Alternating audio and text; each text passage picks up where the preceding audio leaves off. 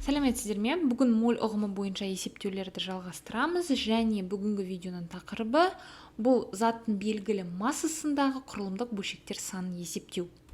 Есіңізде болса, зат мөлшері, оның құрамына кіретін құрылымдық бөлшектер саны және оның массасы бір-біріне тура пропорционал болып келеді. Мысалы, никельді алатын болсақ, никельдің 1 молінде 6,22, оның 23 дәрежесіндегі атомдар бар. Және осы Авогадро санындай атом сандарының массасы 59 граммға тең болады никель үшін. Егер біз зат мөлшерін 2 есе көбейтетін болсақ, онда оның атомдар саны да 2 есе көбейеді, яғни көріп тұрғандай 12,44, оның 23 дәрежесі болады. Және тап солай массасы да 2 есе көбейеді, яғни 118 грамм болады. Яғни белгілі бір зат үшін оның массасы және құрылымдық бөлшектер санына ортақ болып келетін бұл зат мөлшері. Сондықтан, егер бізге заттың массасы белгілі болса, біз ең бастысы оның зат мөлшерін табу керекпіз. Ол үшін массаны малярлық массына бөлеміз. Кейін біз зат мөлшерін қолданып және оны Авогадро санына көбейтіп, біз сол заттағы құрылымдық бөлшектер санын таба аламыз. Керісінше, бізге құрылымдық бөлшектер саны белгілі болса, тап солай ең бірінші қадам біз зат мөлшерін таба аламыз. Зат мөлшерін тапқаннан кейін біз зат мөлшерін малярлық массына көбейтіп, массасын таба аламыз. Яғни масса мен құрылымдық бөлшектеріне ортақ бұл зат мөлшері. Сондықтан ең бірінші әрқашанда зат мөлшерін табу керек. Енді осы есепті шығарып көрейік. Келесі заттардың құрылымдық бөлшектер санын анықтаңыз. Бізге этанол берілген, бензол берілген және азот бірвалентті оксиді берілген. Олардың барлығы да молекула құрылымы бар зат, сондықтан оның құрылымдық бөлшектері молекулалар болып табылады. Бізге осы барлық заттардың массасы берілген. Масса бойынша біз оның зат мөлшерін табамыз ең бастысы, және кейін зат мөлшерін қолданып, оны Авогадро санына көбейтіп, біз құрылымдық бөлшектер санын таба аламыз. Енді А мысалынан бастайық. Бізге 18,4 грамм этанолдың құрамындағы этанол молекулалар санын табу керек. Бірінші біз зат мөлшерін табамыз. Зат мөлшерін табу үшін осы берілген массаны оның малярлық массына бөлу керекпіз. 18,4-ті 46-ға бөлеміз. Грамм мен грамм қысқарады және жауабымыз 2,5 моль шығады. Енді осы этанолдағы құрылымдық бөлшектер санын табу үшін оның зат мөлшерін Авогадро санына көбейтеміз. Зат мөлшері 2,5 моль. Этанол молекул құрылымы бар зат, сондықтан молекула бөлінген моль болады. Моль мен моль қысқарады және бізде 15,55 көбейтілген оның 23 дәрежесіндегі молекулалар шығады. Бұны біз 1,5055 оның 24 дәрежесіндегі молекулалар деп жаза аламыз. Келесі бізге 23,4 грамм бензол берілген. Тап солай бірінші оның зат мөлшерін табу керек. Бұл үшін масса берілген массаны оны малярлық массына бөлеміз. Тап солай грамм мен грамм қысқарады және бізде 0,3 моль шығады. Бензол молекулалар санын табу үшін жаңа табылған зат мөлшерін біз Авогадро санына көбейтеміз. Яғни 0,3 мольді Авогадро санына көбейтеміз. Бензолда молекула. Моль мен моль қысқарады. Және 0,3-ті 6,22 көбейтетін болсақ, 1,8066 көбейтілген оның 23 дәрежесіндегі молекулалар шығады. Және келесі мысал, бұл 132 грамм азот оксиді, азот бірвалентті оксиді. Тап солай берілген масса бойынша және оны малярлық массына бөліп, біз зат мөлшерін табамыз. Және зат мөлшерін біз Авогадро санына көбейтеміз.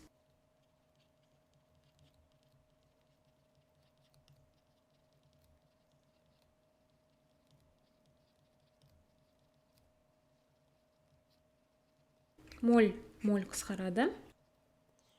3-ті 6,22 6,22 бөлсек, 18,66, оның 23 дәрежесіндегі молекулалар шығады, және оны 1,8066, оның 24 дәрежесіндегі молекула деп жаза аламыз. Келесі мысал, жасадынды тәттілендіргіш сахариннің молекулалық формуласы С7H5NO3S. Сахариннің молярлық массасын есептеу керек. Массасы 2 мг сахариннің зат мөлшерін анықтау керек. Бұл есепті мен А мен Б пунктін сізге өткен видеода үй жұмысы ретінде тапсырдым. Сондықтан бұл жерге мен оның осы А мен Б пунктіне жауаптарын жазып қойдым. Яғни сахариннің молярлық массасы 183 грамм-мольге тең болу керек. Және зат мөлшерін табу үшін осы 2 мг сахаринді мен оның молярлық массасына бөлемін. Грамм мен грамм қысқарады, бірақ бізде милли префиксі әлі тұр мына жерде. Сондықтан милли префиксі мен моль бізге миллимоль деген өлшем бірлігін береді. 2-ні 183-ке бөлсек 0,10,109 шығады. Кейін милли префиксінің орнына 10-3 дәрежесі деп жаза аламыз. Сонда біздің жауабымыз 1,109 көбейтілген 10-5 дәрежесіндегі мольге тең. Енді С мен Д пунктіне қарайық. С массасы 2 мг сахариннің молекулалар санын анықтау керек. Бұл жаңа жасаған мысалға өте жақын, яғни тап солай. Біз сахаринның молекулалар санын табу үшін оның зат мөлшерін, осы зат мөлшерін N деп жазайын, Авогадро санына көбейту керек. Зат мөлшерін біз таптық 1,109 көбейтілген 10-5 дәрежесіндегі моль, және Авогадро санына көбейтеміз. Сахарин молекул құрылымы бар зат, сондықтан бұл молекула моль болады. Моль қысқарады, және жауабымыз 6,156 көбейтілген 10-18 дәрежесі болады. Себебі 10-5 дәрежесі, 10-23 дәрежесі бізге 10-18 дәрежесіндегі молекулалар санын береді. Бұл бізде С. Келесі Д мысалын шығарып көрейік. Бізге массасы 2 мг сахариннің құрамындағы көміртек атомдарының санын табу керек. Біз осы 2 мг-дағы сахариннің зат мөлшерін таптық. Және осы 2 мг сахаринның молекулалар санын да таптық. Енді осы жаңағы 2 мг сахарин құрамындағы көміртек атомдарын санын табу керек. Көміртек атомдарын санын табу үшін ең бастысы біз сахаринның молекулалық формуласына қарап көрейік.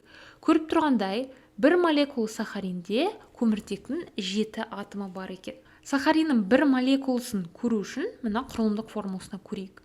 Құрылымдық формуласынан мына қарамен берілген бұл көміртек атомдары біз 7 көміртек атомдарының бар екенін көріп тұрмыз. Бұл бір молекула сахарин. Яғни бір молекула сахаринде 7 атом көміртек бар. Яғни қатынас 1-дің 7-ге қатынасындай. 7 есе көп атом бар екен.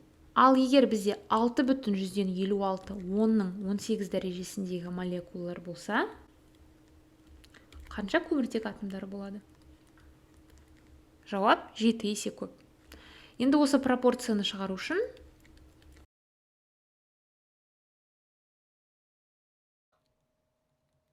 жеті атомға 6,156 көбейтілген 10-18 дәрежесіндегі молекулалар санын біз 7 атомға көбейтеміз, және өлшем бірлігі дұрыс болу үшін бір молекулаға бөлеміз. Сонда бізде молекулалар қысқарады, және жауабымыз атомдармен беріледі.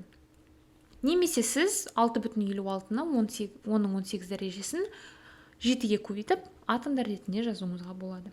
Жауап 45,192 көбейтілген 10-18 дәрежесіндегі атомдар. Оны басқаша 4,592 көбейтілген 10-19 дәрежесіндегі атомдар деп жаза аламыз.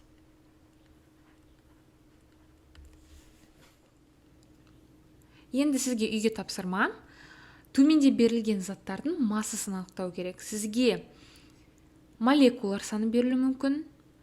Белгілі бір заттың құрамына кіретін атомдар саны берілуі мүмкін. Сол құрылымдық бөлшектер саны бойынша сіз осы заттың массасын табу керексіз. Бұл біз шығарған есептерге кері тапсырма болып келеді. Сондықтан сізде сұрақтарыңыз болса, комментарийіңізді жазуыңызға болады.